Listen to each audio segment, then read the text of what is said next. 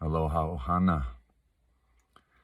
Wanted to take a moment today to turn the camera on and reflect out loud on trust. And I was given this opportunity to reflect again on trust by a post from my friend Michael Author, speaking on the difference between trust, respect, and love. And I have been in a rather life-changing relationship with trust, especially very accelerated over the last year and a half. And for a while now, I've been talking about trust like this. There are two essential kinds of trust in the way that we use the word, and we're learning how to use words more deeply, those of us who are in a study of how to live impeccably in the logos, in the word, in the power of the vibrational tonality and meaning of these words that we use to express and communicate our experience. And so this is an ongoing investigation. It's an ongoing journey. It's an ongoing contemplation and alchemical deepening into relationship with words. And trust is a really powerful word. It's a really powerful frequency to be in relationship with. And there are essentially two kinds of trust. There's the trust, which is the general term that we tend to use, which is like, yeah, I trust you to, clean my car really well, or I trust you, I trust my partner in relationship, or I trust. And what most people are referring to with that word, I like to call statistics. That's the trust that that is based on my own sort of statistical data and, what I think I can trust somebody with, right?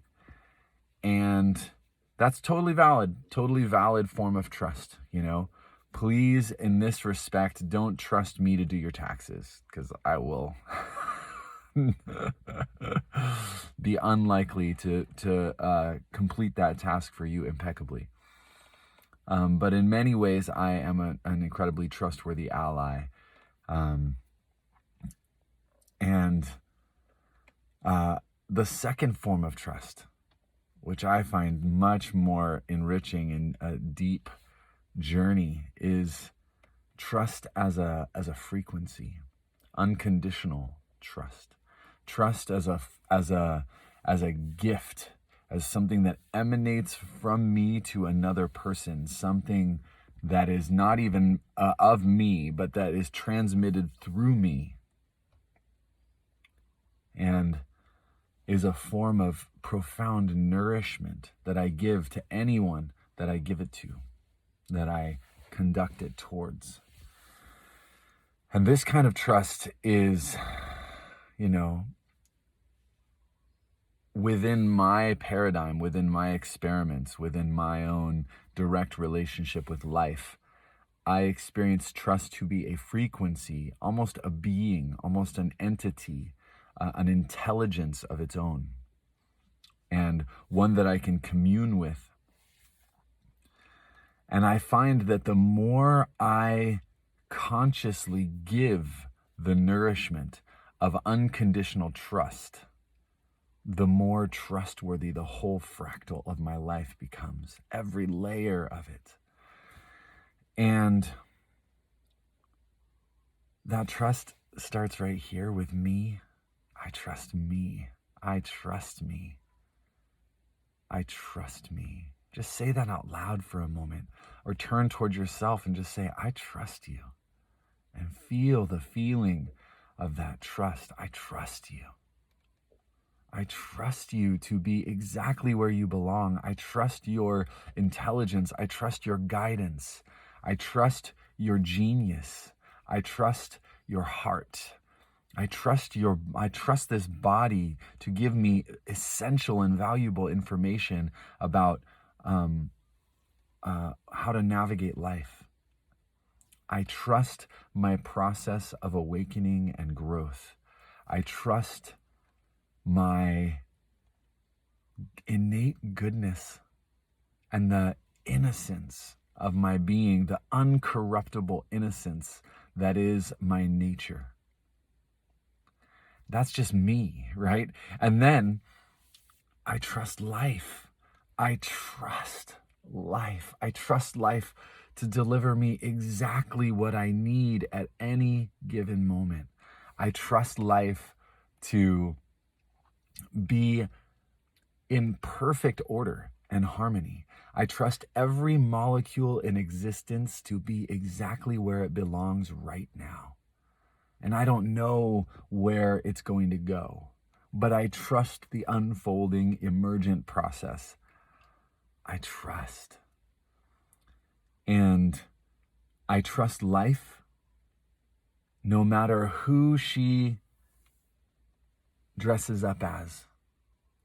I trust life no matter who she dresses up as. And then I'm given an opportunity to learn how to deepen my capacity for unconditional trust of another being. That doesn't mean unconditional reliance on another being for any particular given thing. But it means that I communicate with every fiber of my being. I trust you. I trust you. I trust this moment. And what happens when I trust? I relax. I soften. I attune. I sensitize my being to the subtler currents of emotion moving through my body, the subtler currents of energy in an exchange.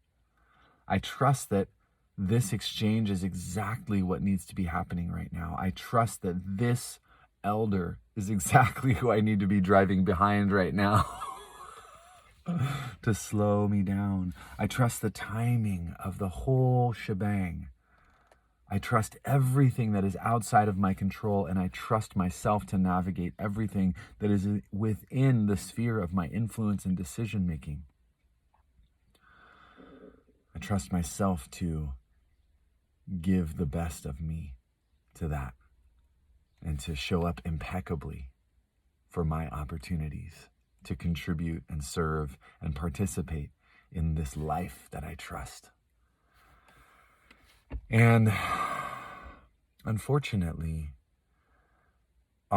this hardware, the vehicles that we've incarnated into, these bodies, are clearinghouses of ancestral experience, ancestral gifts, ancestral benefits and boons, and ancestral wounding, ancestral karma, and ancestral trauma.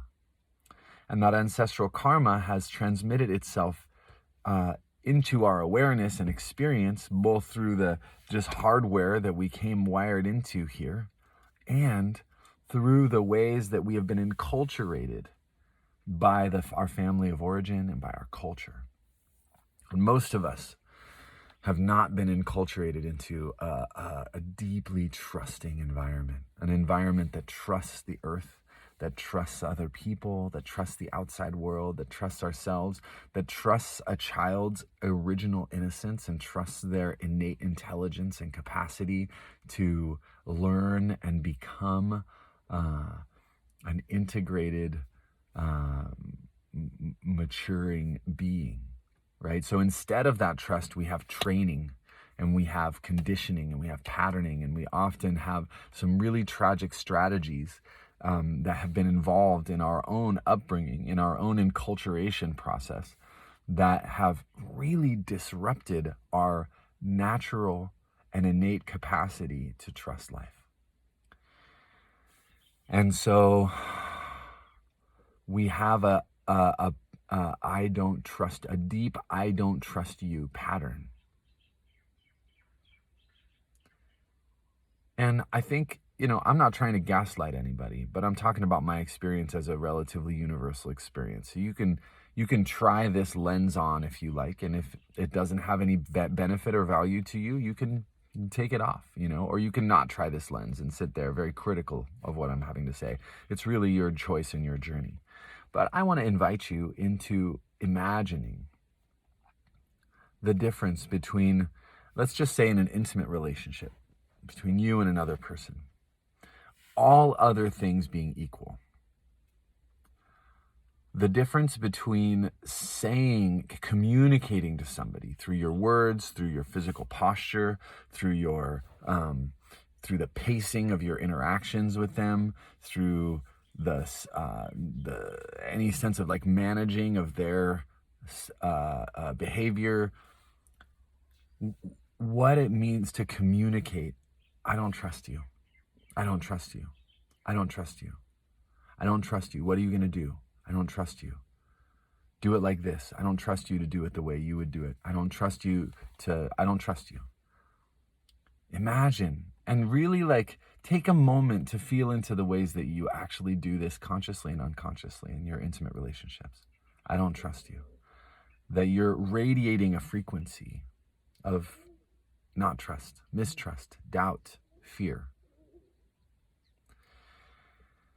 And imagine that the person who you're radiating this frequency toward is a flower or a plant of some kind that you're offering a form of nourishment to. And imagine what happens to that flower when it is being exposed to mistrust constantly. And imagine how that person's capacity to show up in a trustworthy way and to meet you and to openly, consensually, from their sovereign center and free will, give to you what it is that would nourish you. Imagine that impact. And then imagine communicating to somebody with every fiber of your being. I trust you. I trust your journey. I trust you. I trust the goodness of your heart. I trust your care for me. I trust your innate intelligence when it moves you away from me and when it moves you toward me. I trust your process and your journey of growth and awakening. I trust the process of you facing and digesting and alchemizing the shadows and the ancestral trauma that wants to live through you, that is patterned into you. I trust the deeper soul impeccability that is being revealed as you're clearing these karmic samskaras in your life. And I trust our relationship to be a safe place for that. Imagine what happens to a person who receives the nourishment of your trust again and again and again. And ask yourself, what do I want to cultivate in my relationship?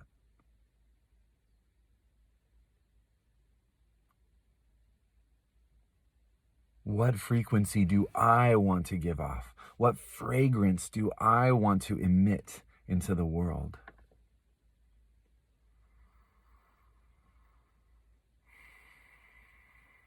Because we are here to learn to trust again, to go from unity to separation, and to learn to then trust and lean in to our togetherness, to our interdependence from a deeply sovereign place. Because the only reason we don't trust is because we're scared.